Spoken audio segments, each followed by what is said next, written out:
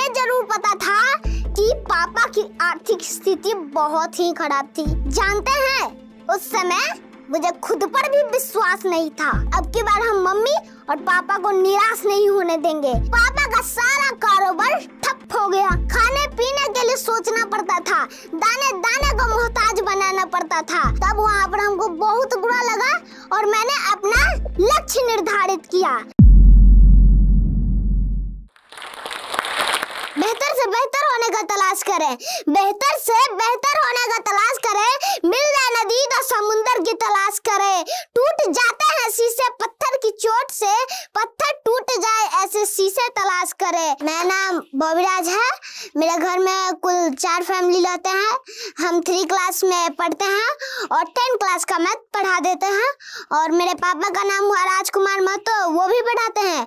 और मेरे मम्मी का नाम हुआ चंद्रपरमा कुमारी, वो भी पढ़ाती है। तो मेरा जन्म बेगूसराय जिले के रोसड़ा के एक हॉस्पिटल में हुआ था। पापा उस समय कुछ भी नहीं कमाते थे और हॉस्पिटल का सारा खर्च कर्ज लेकर चुका दिया जाता था फिर बाद में एक खेत बेचकर सारे कर्ज को चुका दिया गया। उसके बाद मैं, मम्मी, पापा पटना जिले के नदमा गांव में आए। वहां पर पहले से ही पापा एक किराए के मकान में एक रूम लेकर रहते थे। मुझे ये नहीं मालूम था कि पापा मम्मी घर छोड़कर किराए के मकान पर क्यों रहते थे, लेकिन मुझे ये जरूर पता था कि पापा की आर्थिक स्थिति बहुत ही खराब थी। धीरे धीरे समय बीतता गया और जब मेरा उम्र चलने दौड़ने का हुआ, जानते ही होंगे आप लोग कि चलने दौड़ने की उम्र में बच्चों में बहुत शैतानियां होती है। मेरे में भी थी। हम क्या करते थे कि इधर खाते थे पर खाने तो जब आपका उम्र चलने दौड़ने का होता तो आप तो खाते ही होंगे। तो जब हम खाते थे ना तो उधर छीट दिए खाते थे, फिर उधर खाए तो उधर छीट दिए, उधर खाए तो उधर छीट दिया। जब बचपन में हम खिलौना से खेलते थे तब गेट पर छोड़ देते थे खिलौना, तो कोई आदमी आता था तो खिलौना पे पैर रखकर गिर जाता था। इसके वजह से फिर अब गिलास में पानी ले लेते थे तो इधर गिरा दिया ना तो मकान मालकिन हमको डर देती थी, जिसकी वजह से मम्मी भी रो जाती थी। तब मैं कहता था कि जीवन में किसी के लिए आंसू मत बहाइएगा, जीवन में किसी के लिए आंसू मत बहाइएगा। वो आपके आंसुओं के काबिल नहीं होगा। अगर वो आपके आंसुओं के काबिल होगा तो आपको वो कभी रोने नहीं देगा, वो आपको कभी रोने नहीं देगा। फिर धीरे धीरे समय बीतता गया और जब मेरा उम्र 3 साल का हुआ तब मेरा मम्मी ने एक स्कूल में एडमिशन करा दिया। उसमें जाची सामान रहता है ड्रेस, जूता, मोजा, कॉपी, कलम सब लेकर दे दिया। लेकिन मैं मुश्किल से वहां पर 1 सप्ताह पढ़ा होगा, क्योंकि वहां पे जब हम पढ़ते थे ना तो हमको रोवाई बढ़ जाता था। तो पापा क्या किए कि वहां से हमको नाम कटा दिए। अब नाम कटा दिए तो हम क्या करें, हम घर पर ही रहते थे ना, तो पापा का मार्कर रहता था तो पापा का मार्कर लेकर बोर्ड से रहता था, बोर्ड पर हम मार देते थे निमकी, पकौड़ी, जबेली। उसमें खास बात यह थी कि सारी आकृतियां जो होती थी सेम रहती थी। अब सेम रहने पर तो कोई पता नहीं चलता था ये क्या है। अब फिर अगर हमको बाद में पूछा जाए कि ये निमकी कौन है, पकौड़ी कौन है, तब हम उसमें सही जवाब देते थे। तो क्या था, उस समय हमको जलेबी बोलने नहीं आता था। जलेबी को हम जबेली बोलते थे, जैसा कि अभी हम बोले थे। तो फिर पापा कहते थे कि जो मन में आए वो लिखो, पसीने के स्याही से जो लिखते अपने हौसलों के उड़ा दे, उनके मुकद्दर के पन्ने कभी कोरे नहीं होते। जानते हैं, उस समय मुझे खुद पर भी विश्वास नहीं था। जब हम घर में अकेले रहते थे और मम्मी को कुछ सामान मंगाना रहता है घर पे खाना बनाने के लिए, तो हमको भेजती थी। तो अब कैसे होगा, क्योंकि दुकानदार हमको भाषा बचा नहीं पाता था, क्योंकि हम बोलते थे तो हमको ठीक से बोलने नहीं आता था, इसलिए दुकानदार हमको भाषा नहीं समझ पाता था। तब मम्मी क्या करती थी कि एक पर्ची रहता था, पर्ची पर जी आप जानते ही होंगे पेपर पर लिख देते थे कि यह सब सामान लाना है, जैसे कि हो गया आपका 100 ग्राम मिर्चाई, 2 धनिया का पत्ता, 1 माचिस का डिब्बा, सब लिख कर दे देती थी और हम जाते थे। तो अब क्या करें, घर हमारा उस साइड है, बीच में पड़ता है रोड, अब रोड के उस पर है दुकान। अब दुकान जाने के लिए तो रोड क्रॉस करना पड़ेगा। अब रोड कैसे क्रॉस करें, इधर उधर देख लेते थे, कोई अगर गाड़ी घोड़ा नहीं आ रहा है एकदम आंख मूंद लिया और दौड़ ले गए। कि वहां पे हम क्या करते थे, किस्मत के भरोसे जाते थे कि मरे या जिए, आंख बंद कर चल जाते थे।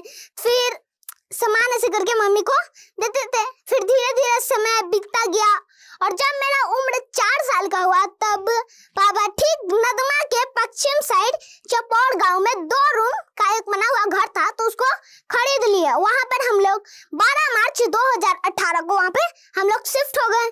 और फिर पापा क्या किया कि फूस रहता ना, फूस अगर आगे में मेरे नाम से एक स्कूल खोल दिए, यानी कि बॉबी पब्लिक स्कूल। उसी में अभी तक मैं पढ़ता आ रहा हूँ। और 15 मार्च 2018 को फिर से हमने पढ़ना शुरू किया। मात्र अब की बार हमको ऐसा लगा कि अब की बार हम मम्मी और पापा को निराश नहीं होने देंगे। क्योंकि मैं जानता हूँ जो पानी से नहाएगा वो लिबाज बदलेगा, जो पानी से नहाएगा वो लिबाज बदलेगा, जो पसीने से नहाएगा वो एक दिन इतिहास बदलेगा। तो फिर मात्र हम 2 साल पढ़े, उसमें 2 साल मात्र पढ़े और लॉकडाउन लग गया। अब लॉकडाउन तो लग गया, अब खैर इस लॉकडाउन में मेरा कुछ बिगाड़ा नहीं। ताज्जुब की बात यह है कि इस लॉकडाउन को हम सौभाग्य कहें या दुर्भाग्य इस बात के लिए कि पापा का सारा कारोबार ठप हो गया। अब ठप हो गया तो पैसा आना तो बंद होना था, तो पैसा आना बंद हो गया। खाने पीने के लिए सोचना पड़ता था, दाने दाने को मोहताज बनाना पड़ता था। दूसरी तरफ सौभाग्य इस बात के लिए कि क्या हुआ ना कि पापा को पहले फुर्सत नहीं रहता था हमको पढ़ाने का, अब पापा को फुर्सत मिल गई, टाइम ही टाइम था पापा के पास हमको पढ़ाने का। तो पापा और मम्मी क्या किए कि आस पड़ोसी रहते हैं उनके बच्चों को बुलाकर पढ़ाते थे। शिकायत क्या करते थे कि मास्टर वो पागल आयल है, अब बचपन के बुलावी थे पढ़े थे तो वो पगला देते। तब मम्मी शिकायत सुनकर भी बुलाती थी। और मेरा दोस्त सब था वो भी ताना मारता था कि एकर चक्कर में हमनियो फंस गेली। अब मेरा दोस्त सब हमको कहता था कि बतियो रे एकर घरवा में सबसे बड़ा डेढ़ गोड़वा है। किसके बारे में, हमको पापा के बारे में कहता था किसके घर में सबसे बड़ा डेढ़ गोड़वा है। तब हम कुछ नहीं करते थे। और उस समय जब हम पेपर देखे कि एक बच्चा का नाम और फोटो आया, तब हम पापा से कहें कि मेरा नाम और फोटो आएगा ना पापा पेपर में। तो पापा गए पत्रकार महोदय के पास। अब पत्रकार महोदय के पास उनसे बात ही नहीं हो पाए। तब वहां पर हमको बहुत बुरा लगा और मैंने अपना लक्ष्य निर्धारित किया और मंजिल और हौसलों के बीच संबंध दर्शाया। मंजिल ने हौसलों से कहा तेरी बस की बात नहीं, मंजिल ने हौसलों से कहा तेरी बस की बात नहीं। हौसलों ने मंजिल के आंखों में आंखें डालकर कहा चल झूठी तेरी इतनी औकात नहीं। उसके बाद कुछ दिनों बाद बगल के वित्त विद्यालय, जिसके वजह से हम लोग नदमा में शिफ्ट हुए थे, वित्त विद्यालय में अमृत महोत्सव के दिन था। उसमें प्रोग्राम हुआ, प्रश्नोत्तरी कार्यक्रम हुआ, उसमें हम भाग लिए। तो हमको फर्स्ट प्राइज के रूप में मिला एक चांदी का पेन, 1500 रुपए और साथ पेपर में नाम भी आया। तब हमने कहा अभी हमको मंजिल भूलना नहीं है, मंजिल पर मेरा हक है, उसको अब मुझे पाना है। कहा गया है दोस्तों, मंजिल को भुलाकर जिया तो क्या जिया, अगर तुझ में दम है तो उसे पाकर दिखा, लिख दे खून से अपनी कामयाबी की कहानी और बोल उस किस्मत से कि दम है तो मिटा कर दिखा। किस्मत की एक कमाल की बात है,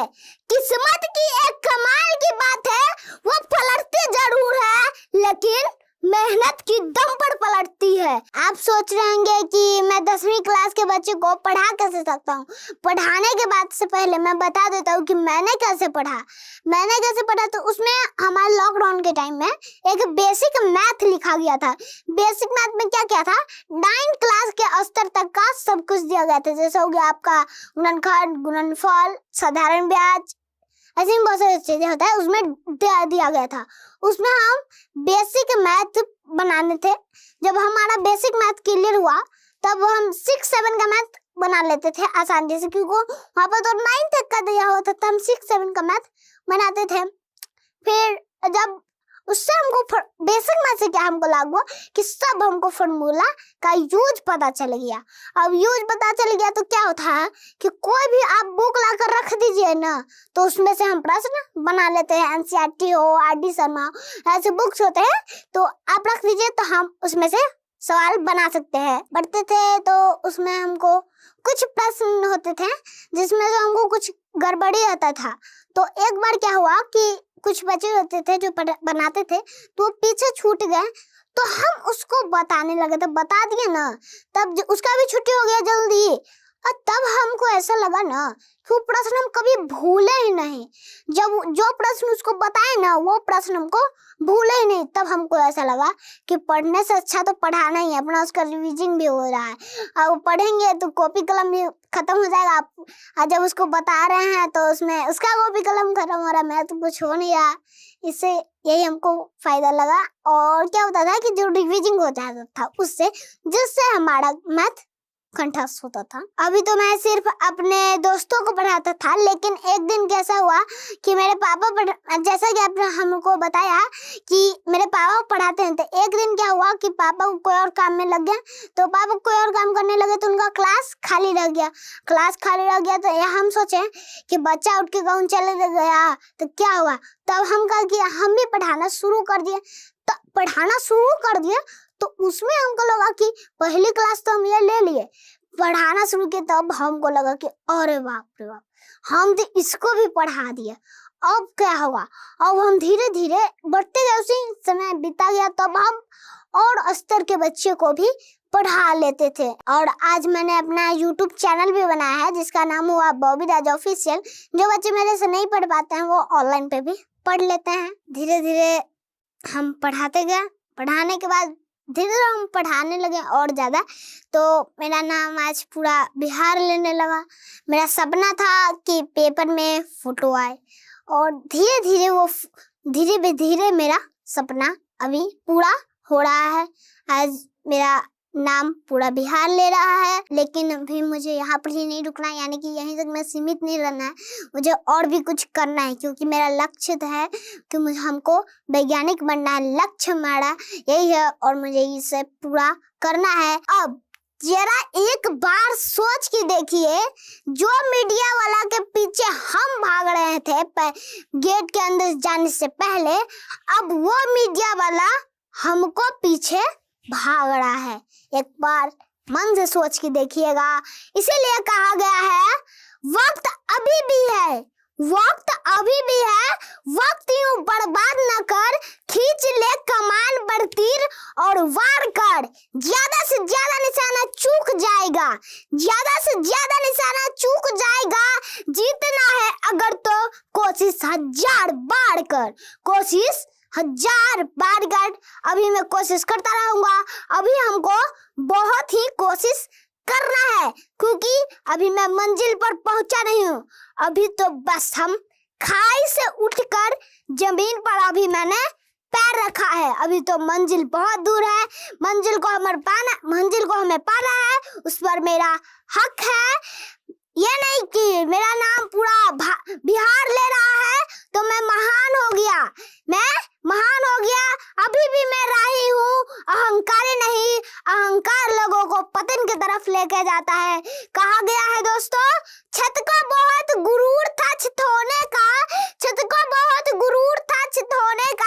एक मंजिल और बनी छत फर्श हो गई। इसीलिए कहते हैं अहंकार नहीं कीजिएगा, अहंकार नहीं कीजिएगा। तूफान ज्यादा होती है तो कश्ती डूब जाती है, तूफान ज्यादा होती है तो कश्ती डूब जाती है।